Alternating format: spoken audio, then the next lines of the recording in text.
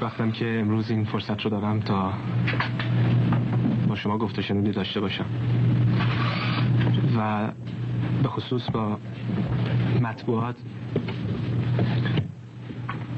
مسئله به این مفهوم مهم هست که نه تنها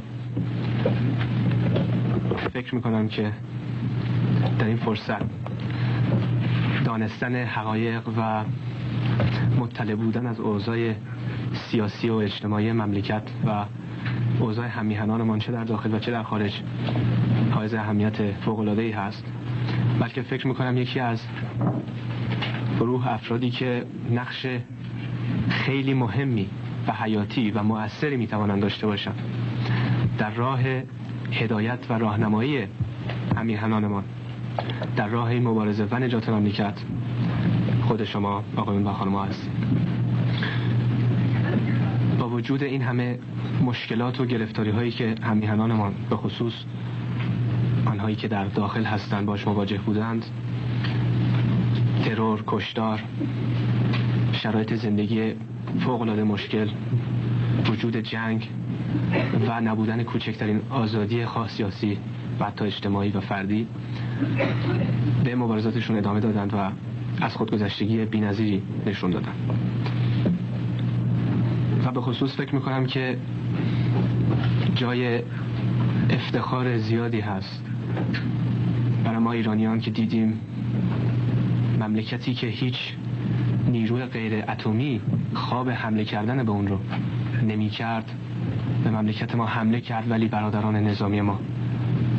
با وجود اینکه سرانشون رو تیربارون کرده بودند، خانواده هاشون رو به صورت اسیر در زمانی که به جنگ میرفتن با دشمن و امروز در سنگرها همچنان دفاع از مملکت که وظیفه اصلیشون هست ادامه میدن، برای همه ما باعث افتخار هست. و البته سایر هم‌میهنانمون که در راه دفاع از مرز و بوم مملکت همچنین دست به دست برادران نظامی خودشون همچنان ادامه دادن. برای آنها ساده نیست مبارزه با این وضعیت،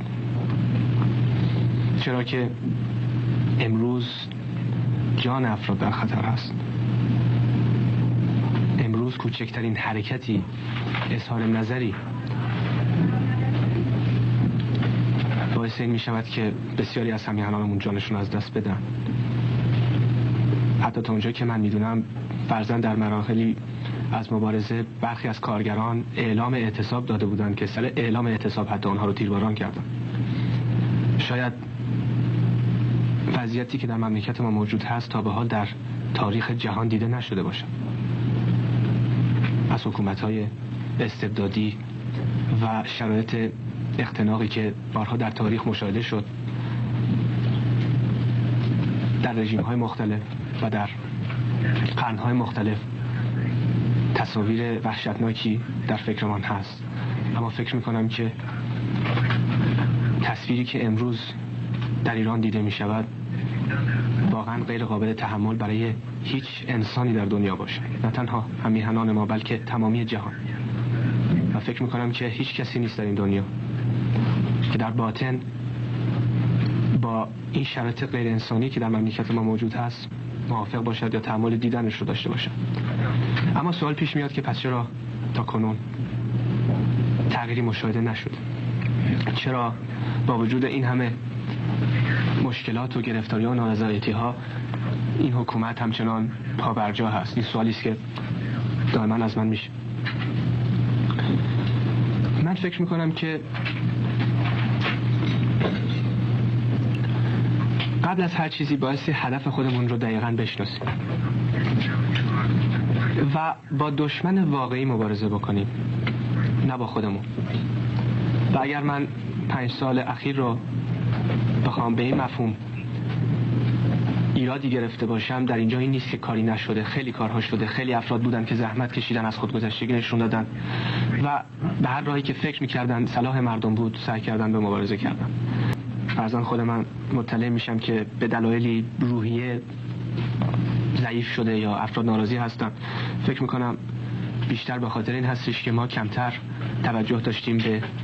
درد اصلی و به هدف اصلی و بیشتر پرداختیم به مسائلی که واقعاً جزء تاریخ هست امروز و باز به حکم تاریخ گذاشت یا قضاوت هایی که امروز جاش نیست در خارج در تبعید، بلکه اگر معتقد هستیم اون شرایطی که میخوایم بهش برسیم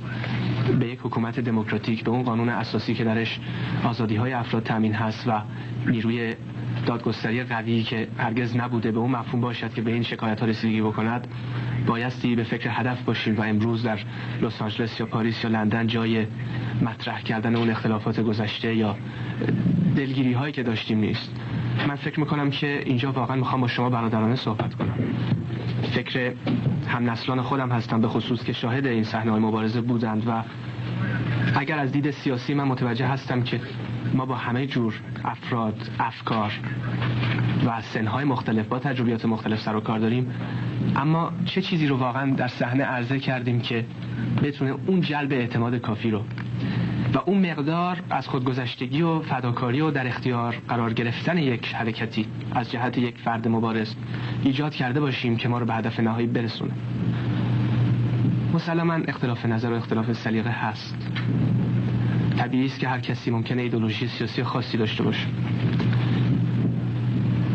ولی ما فکر میکنم صحبت رژیمی رو میکنیم که خودش ایدئولوژی نیست، بلکه نهادی است که در برگیرنده تمام ایدئولوژی ها میتونه باشه و در جایی که بحث ایدئولوژیکی به اون مفهوم نیست، بلکه نجات مملکت و استقرار حاکمیت ملی و تنفیذ قانون اساسی که در اون قانون اساسی این آزادی برای همه تضمین هست، هر ایدئولوژی سیاسی، هر مذهبی، هر سلیقه‌ای. پس درد اصلی ما در کجاست؟ چرا همچنان این اختلافات ادامه داره؟ نبایستی به اطلاع همیهنانمون برسونیم که نبایستی اشتباه بسیاری از جوامع تبعیدی که هرگز به مملکتشون بر نگشتن رو تکرار بکنیم. به گفته یک فیلسوف اروپایی میگفت تبعیدی ها به دو علت به مملکتشون هرگز بر نمیگردن. یک، به خاطر اینکه حاضر نیستن هیچ چیزی رو از گذشته فراموش کنن و دوم اینکه حاضر نیستن هیچ چیز جدیدی رو برای آینده یاد بگیرن. کار ساده نیست. احساسات ملی هست، درست، منطق هم باید داشته باشیم، قضاوت صحیح هم باید داشته باشیم، تماس باید داشته باشیم، صحبت باید داشته باشیم،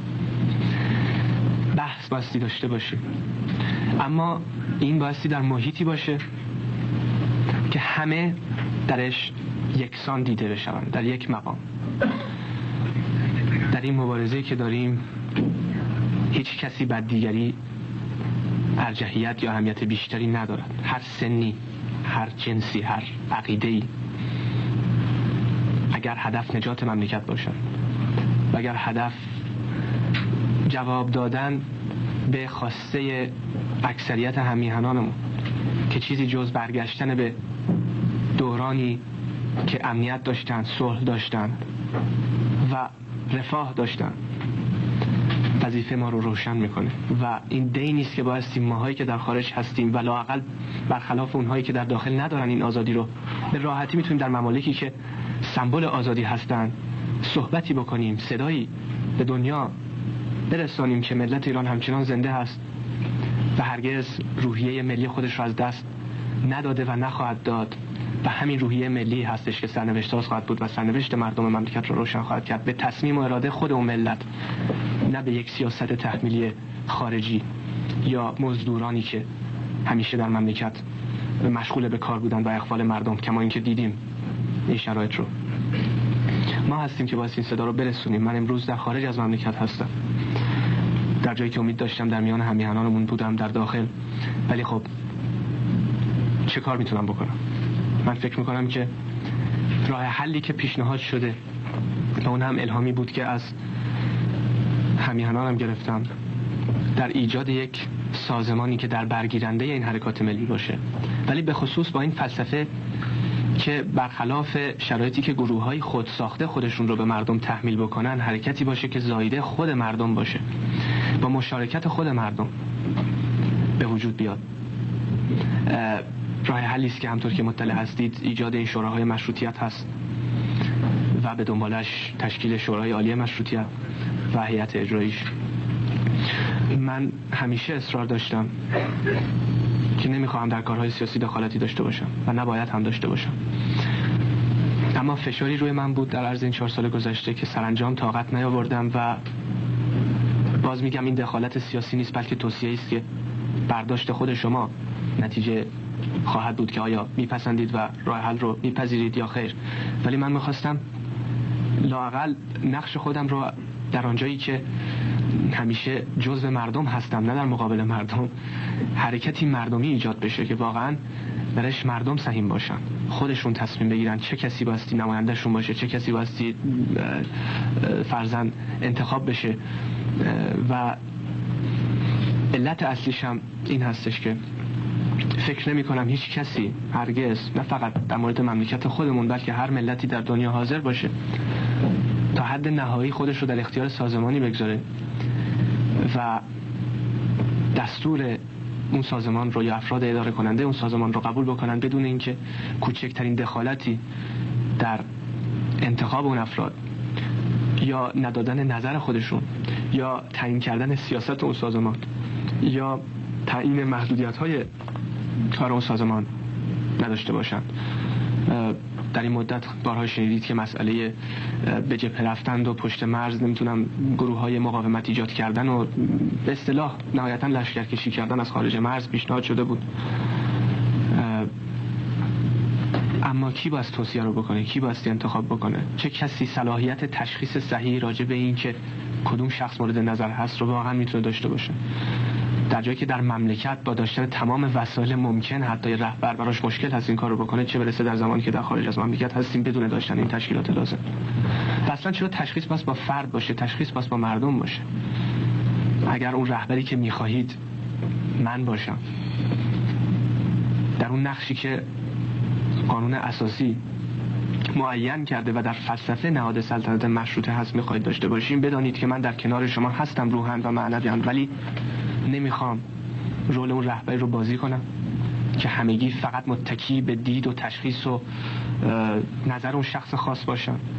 چون هر انسانی جایز الخطاست و خدا نکنه موقعیتی پیش بیاد که رهبری که تمام مسئولیت ها رو به گردن گرفته، یا شاید بگم این مسئولیت ها رو خود مردم با رفتارشون باعث این شدن که اون شخص به اصطلاح دیکتاتور بشه، چون شخص خودش دیکتاتور نمیشه، مردم هستن که اون شخص رو دیکتاتور میکنن، اشتباهی بکنه که به دنبالش مملکتی با فاجعه‌ای روبرو بشه. فکر آینده مملکت رو میکنیم، یه عده میگویند به هر حال این مردم هنوز اون قدرت تشخیص کافی رو ندارن و احتیاج به رهبری دارن. من فکر میکنم اون افراد متاسفانه به اصطلاح همیهنان خودشون رو دست کم گرفتن و این توهین هست. فکر بکنیم همیهنان ما امروز با توجه به اون رشد سیاسی که داشتن درک نکنن یه سیستم دموکراتیک رو. فکر میکنم اگر وسیله‌اش فراهم بشه، سندش رو داریم، قانون هست و با ایجاد اون حرکت اگر این قانون رو تنفیذ بکنیم اون شرایط به وجود بیاد برای اینکه مردم واقعا در آینده مملکت خودشون موثر باشن و واقعا حکومت مردم بر مردم داشته باشیم، این وظیفه اصلی ما هست و به خصوص خودم. از جهت دیگری در تاریخ دیده شده که بسیاری رهبران بودند که موثر بودند و مملکتشون رو توانستند واقعا به صورت خوبی و مردمی اداره بکنن، اما باز مسئله شخص بود. دوگل بود در فرانسه، فرزن پدر من بود در ایران، فرانکو بود در اسپانیا، کاسترو هست در کوبا و هر کدوم با شرایط خاصی مواجه با شرایط و خصوصیات مملکت خودشون. اما اگر اون رهبر همه چیز باشد و پایه غیر از پایه شخص یا گروه خاصی چیز دیگری نداشته باشه در اون مملکت، با از بین رفتن اون رهبر همه چیز دوباره به هم میریزه. مملکتی رو درش هستیم امروز که رئیس جمهور خیلی خیلی محبوبی داشتن، کندی که کشته شد، نه تنها امریکایی بلکه دنیا تقریبا گریه کرد، اما همون بعد از ظهر مملکت همچنان گردونه هاش میچرخید و مسئله به صورت عادی ادامه پیدا کرد.